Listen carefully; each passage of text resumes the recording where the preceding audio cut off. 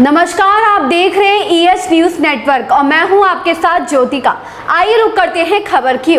CM Ashok Gehlot के पूर्व deputy CM Sachin Pilot को गद्दार कहने और पायलट समर्थक विधायकों को गहलोत सरकार गिराने के लिए 10-10 करोड़ रुपए बीजेपी मुख्यालय से पहुंचाए जाने के आरोपों पर बीजेपी प्रदेश अध्यक्ष सतीश पूनिया ने पलटवार किया है। पूनिया ने कहा, बीजेपी से सचिन पायलट का कोई लेना देना नहीं है, यह कांग्रेस का भीतरी झगड़ा है, उसके दोषी हम कैसे हो सकते हैं। 2018 में मुख्यमंत्री बनने के बाद दो मुख्यमंत्रियों के नारे राजभवन में लगे थे, बीजेपी ने थोड़ी ही लगवाए थे।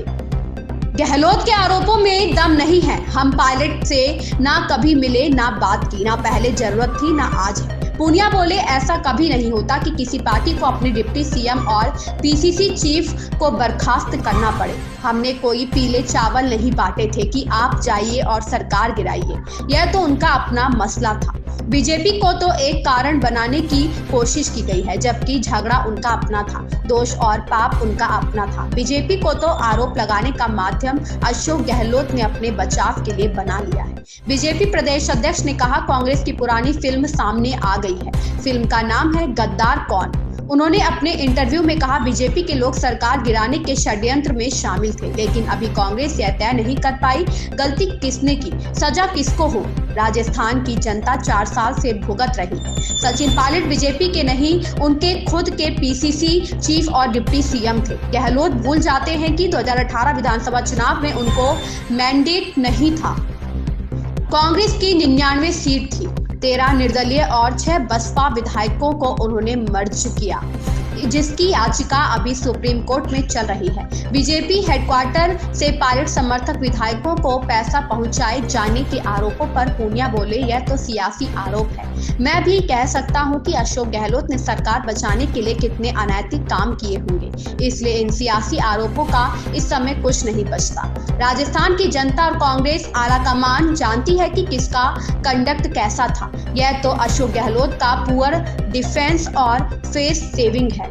मुझे लगता है कांग्रेस ने कुर्सी बचाने के लिए क्या क्या अनैतिक काम किया होगा, लेकिन उसका मेरे पास कोई सबूत नहीं है। राजनीति में चलती फिरती बात की कोई तवज्जो नहीं है। उनकी बात से यह लगता है कि पार्टी की लड़ाई और बिखराव को ढकने के लिए उन्होंने एक कुतर्क का सहारा जरूर लिया है। मुझे इसमें सियासी दम नजर नहीं आता है। सवाल पर पूनिया बोले, क्यों मिले होंगे, क्या कारण है। पायलट अपनी मर्जी से अलग हुए, वो हमारे विधायक नहीं थे, उनके पीसीसी चीफ थे। हमने उनको नहीं भेजा, ना उकसाया, ना आमंत्रित किया। कोई अपनी पार्टी से टूटकर जाना चाहे तो क्या करे। बीजेपी मुख्यालय से कैश भेजे जाने पर पूनिया ने कहा, कोई अंधा आदमी भी इस आरोप को स्वीकार नहीं करेगा। अशोक गहलोत जिस तरह की सियासत करती हैं, वो इस तरह के आरोप हमेशा लगाते हैं जिनका कोई आधार और तर्क नहीं होता है।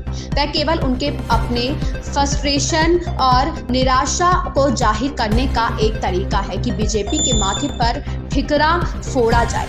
अलग तो वो हो रहे हैं, गहलोत भी और उनके लोग भी बाड़े में बंद थे। राहुल गांधी की भारत जोड़ो यात्रा के राजस्थान आने से पहले कांग्रेस में एक बार फिर भारी खींचतान शुरू हो गई है। मुख्यमंत्री अशोक गहलोत ने सचिन पायलट पर फिर से पुराने आरोप दोहराए हैं, उन्हें बगावत करने वाला गद्दार तक कह दिया है। गहलोत ने एक इंटरव्यू के दौरान कहा, कांग्रेस आलाकमान पायलट को कैसे सीएम बना सकते हैं।